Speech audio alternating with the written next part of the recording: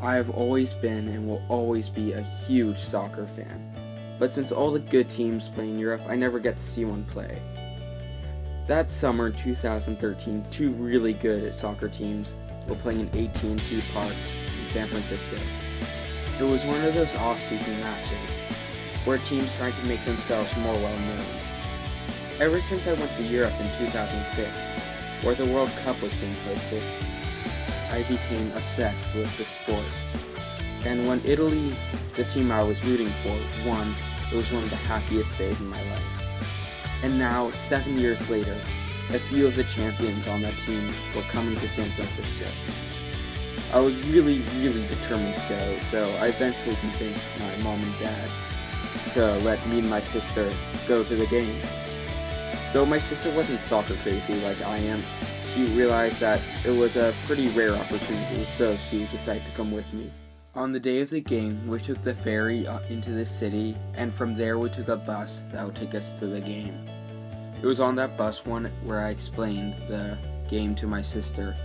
One of the teams, Everton, were one of the better teams in England, and were probably going to put out all their best players in order to beat Juventus. Juventus were the current champions in Italy, and would probably just play their new signings and rest their star players for the match.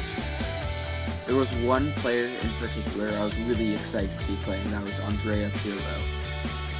He was a former world champion for Italy and a Champions League winner for AC Milan. So I was just really excited to see such a great player, a true legend play. As we entered the stadium, the sun was just starting to set over the Bay Area. So we got some food from one of the many hot dog places there and set off in search of our seats. When we found our seats, we realized that they were way above the action, just the really high stands. Meanwhile, below us, the really good seats were all empty. So we decided to sneak down to the lower seats right by midfield. And all over the stadium, there were tons of flags and banners of blue, white, and black for the teams. Blue for Everton, black and white for Juventus. It was just a great sight. As far as we could tell, the people around us had the same idea, and their seats were really also in the higher stands. For the most part, the people around us were all very passionate British soccer fans who all had very strong accents. That was sort of funny. Even though we were fans of different soccer teams, we had fun debating and arguing on who was going to win the league this season and whatnot.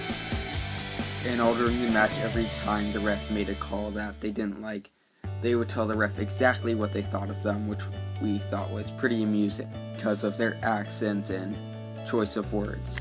When the teams entered the pitch, there was lots of chants of Pirlo, Pirlo, Pirlo.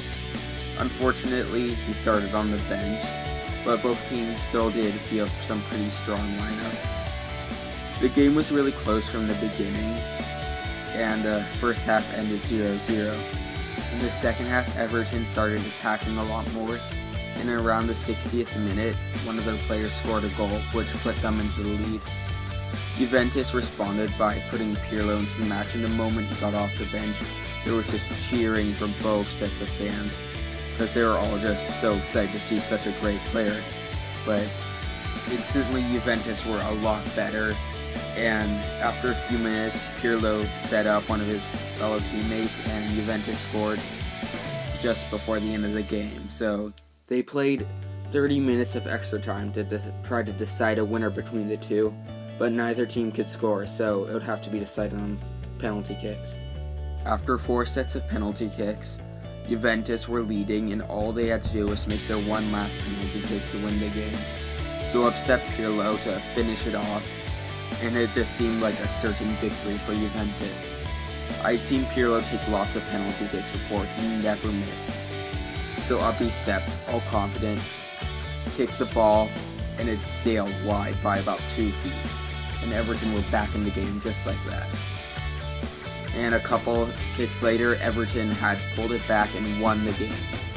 Pirlo, the legend, had just blown the game for Juventus.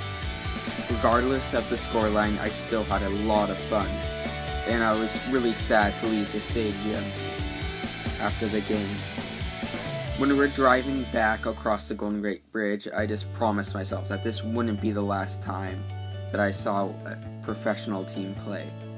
And I just felt so lucky that I got to see my heroes right before my eyes play a soccer game.